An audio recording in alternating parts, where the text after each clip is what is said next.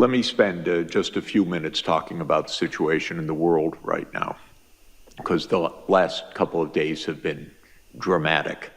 Now, there is no guarantee that we avoid catastrophe because the world's not well led, and the world is in a very unstable situation because of all the things that we've been discussing. Of course, the climate crisis, all of the upheavals in the world economy, even aside from the interventions of leaders choosing wrong things, just the technological upheavals are astounding, and you know that better than I. So this is something quite dramatic. But another thing that's very dramatic is the geopolitical changes that are underway. They are remarkable. They're very dangerous, but on the whole, not bad, actually. What's happening is that a familiar world led, so-called, by the United States and Europe is no longer led by the United States and Europe. It was presumptuous to be led by the United States and Europe to begin with. It's actually the end of a very long cycle that dates back to 1492 and onward, because it started with a voyage that was a little bit, went awry and changed the world fundamentally. And they say that, how do you know that Christopher Columbus was an economist, by the way? He didn't know where he was going. He didn't know where he was when he got there, and it was all on a government grant. So this is par for the course. But the world became a European-led world with a lot of cruelty and a lot of inequality and a lot of domination, and with a lot of remarkable technological development that came along with it, but that was utilized as a form of power and oppression as well. And the United States dominated the world for about a half a century after 1945. Now we're in a very different world.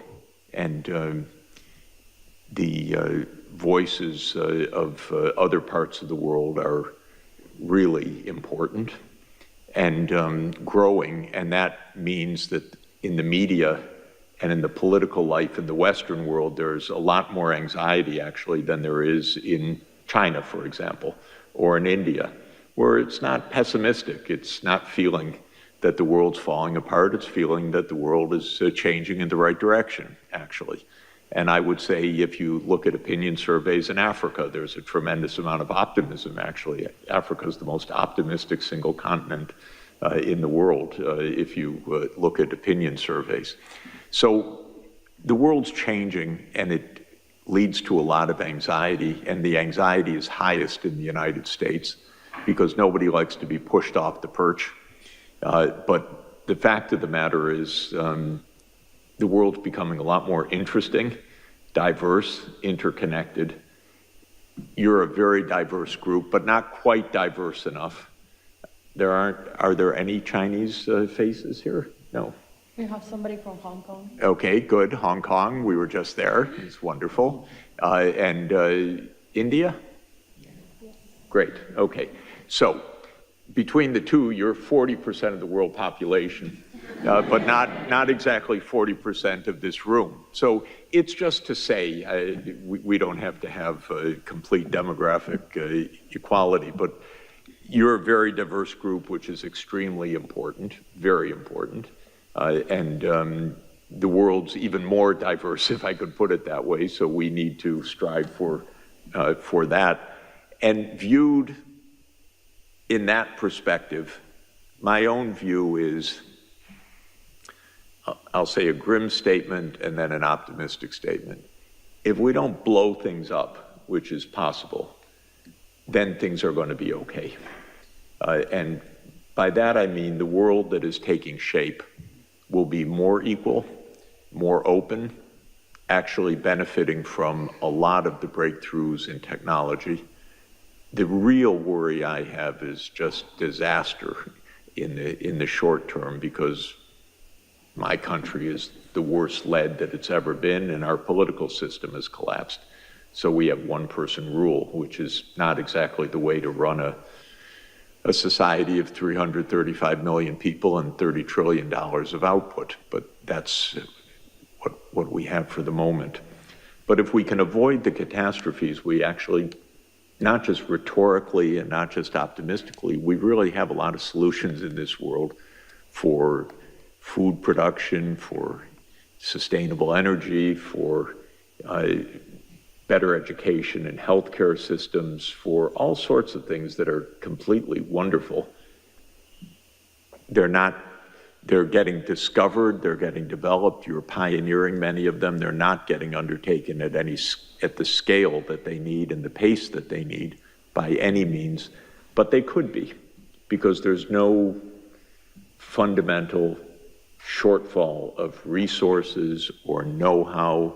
We're not running out of particular minerals so that we can't do this. We're not running out of land so that we're in a struggle for who eats and who doesn't eat. We're not running out of energy, because solar radiation is about 5,000 times our power usage on the planet. So if we deploy solar power, which is now cheaper than any other kind of power, we're not in an energy shortage as well. We're not in a know-how shortage, but we are in a fairness shortage. We're in a niceness shortage. We're in a calmness shortage. We're in a geopolitical crisis, and we are with a lot of instability from all of the upheavals of climate, which are going to get worse for the next 50 years, almost no matter what we do, because underlying our physical reality is a lot of warming built into the system and a lot of shocks that will come from that. That doesn't mean that the impacts necessarily get worse, because things can get buffered, we can become more resilient, we can become adapted, but the climate itself is going to become more dangerous shortly. So this is our state of affairs. Now, what specifically happened yesterday was the U.S. declared itself outside of the World Trade System. 2 weeks ago, the U.S. declared itself outside of the climate challenge. 3 weeks ago, the U.S. declared itself out of the sustainability challenge. 4 weeks ago, the U.S. declared itself outside of the WHO. All right. Honestly, it doesn't get dumber than this, really. But the U.S. is 4.1% of the world population. And as I said, the other 95%, I don't see things diminishing in intensity of purpose, but rather increasing. And there are a lot of very good things that are happening, even because of the United States' strangeness of behavior right now. For example, China and India, which have been at loggerheads for 60 years, for more than that, for almost 80 years, for a complicated reason that the British drew an arbitrary borderline in the Himalayas, and that has meant border dispute and conflict between China and India since India gained independence in 1947 and the People's Republic of China was formed in 1949, and they're still fighting over a line that a guy named McMahon drew arbitrarily in 1880, never having been up to the Himalayas where he drew the line. And there is, by the way, a theorem that I kind of subscribe to, that all problems in the world go back to the British. So that's true in the Middle East, it's true in the Himalayas, it's true in much of the world. Yes, it's true all over Africa. It is actually a very good rule of thumb. It's not quite a proven theorem, but it's a very good rule of thumb. In any event, the Indian and Chinese foreign ministers got together and said, what are we fighting about? We should trade more, we should invest more. And then very positive statements came from Prime Minister Modi and from President Xi. Then last week, 3 other countries that are at loggerheads for no reason in the world, honestly, China, Korea, and Japan. They are divided because the United States says you're on our side and they're the enemy to China and Japan, and to Korea and Japan vis-a-vis China. The 3 got together because they see the U.S. Not such a great, protector of their interests, and they said we need to improve relations with each other. This is very, very good. And if you think about Iran and Saudi Arabia, for example, which was defined by the U.S. to be the fundamental schism of Shia and Sunni, and so much of U.S. policy was playing the Sunnis against Shia, Iran, and so forth. They made a rapprochement last year, which China helped to broker in a very wise way. The United States would never have done it and never even have thought about it, but China was very helpful. So truly, I'm not so pessimistic at all. I just see the world changing, and I can understand the pessimism in the newspapers that I happen to read in the U.S., because they're all geared around the idea of the U.S. as number one. And if you put that aside, I like a world in which China's playing a much larger role, and India's playing a much larger role, and the African Union's playing a much larger role, and Saudi Arabia's playing a much larger role. To me, this is a great world. It's a world of diversity, much better food, much better conversation, much better places to visit, much more fun in conferences and meetings and problem solving and all the rest. But if you just happen to be a U.S. strategist, it looks very grim and dangerous and so forth. So I don't buy into the danger part. I do buy into the danger part for the reasons I said, but I don't buy into the inevitability of crisis. So what I would really like you guys to do is to stay on the networking course and the practical course and the problem-solving course. And I want us to help you to do that. And just to be very clear, SDSN Youth is not to empower youth per se. It's to help solve global problems, of which you have a lot of solutions. So that's a little bit different. We have a little more access than you do to some places, being older and gray hair, but you know how to fix our phones and computers a lot better than we do, and what's going on with the latest apps and how to use them and so forth. And that's actually unique knowledge in our world right now. And so it's really important that you're at the table. It's true, you should be at the table for 2 reasons. One, to protect the interests of your generation against 78-year-old U.S. presidents that don't know how to think ahead. So that's true, but I don't think that's the main reason you should be at the table. The main reason you should be at the table is you can help move this agenda forward in a very significant way. So I had good experience when I was young.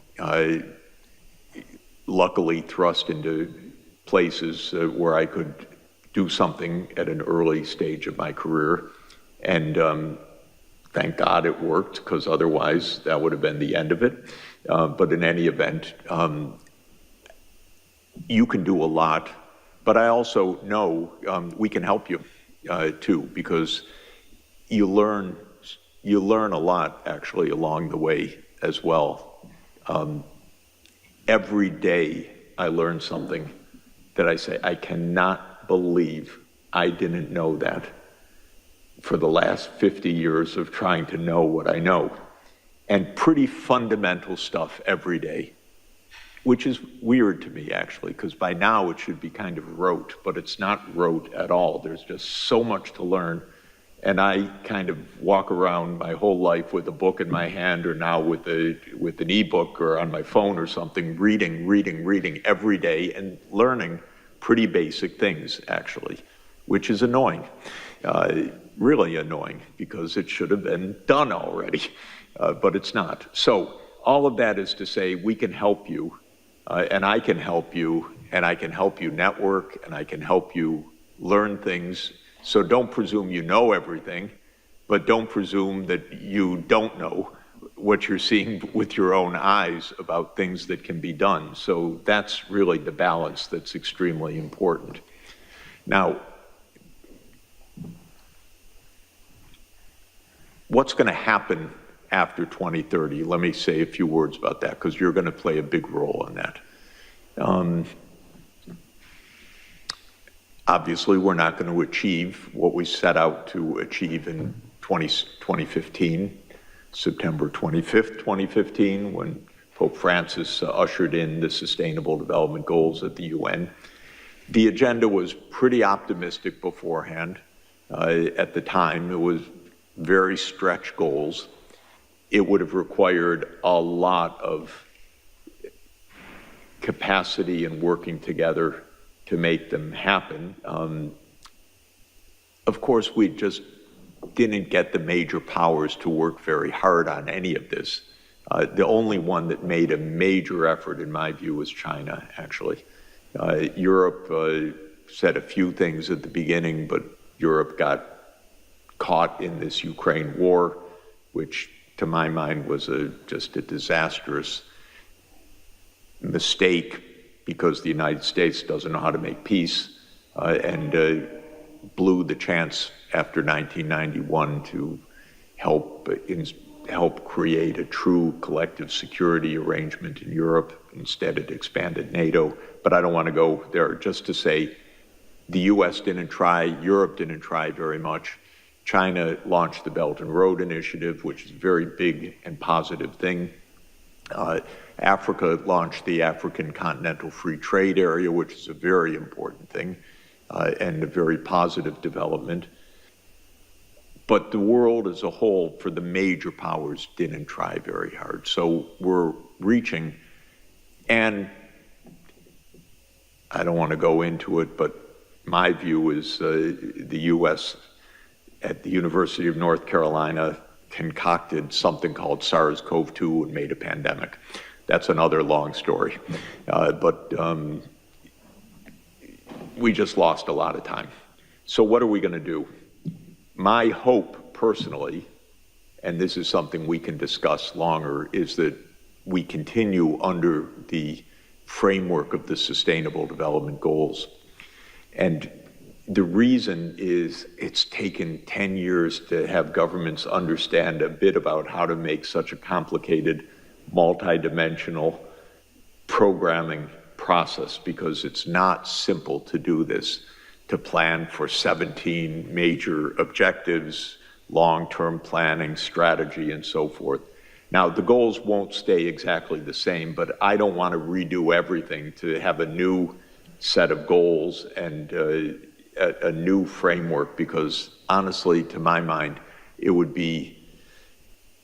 may be constructive in bringing new voices in, to be sure, so I don't want to rule out deliberations which will take place, but I don't think we should throw out everything, because it just would be a major loss and time sink. And in our world today, the US will walk away from the table anyway, and it just may be very hard to get a framework, other framework. So I'm hoping we continue under this broad rubric, resetting, adding, no doubt, something about artificial intelligence as SDG 18, or repackaging some of the objectives and so on, but to keep this framework to mid-century, because the next period, to my mind, is to 2050, is to mid-century.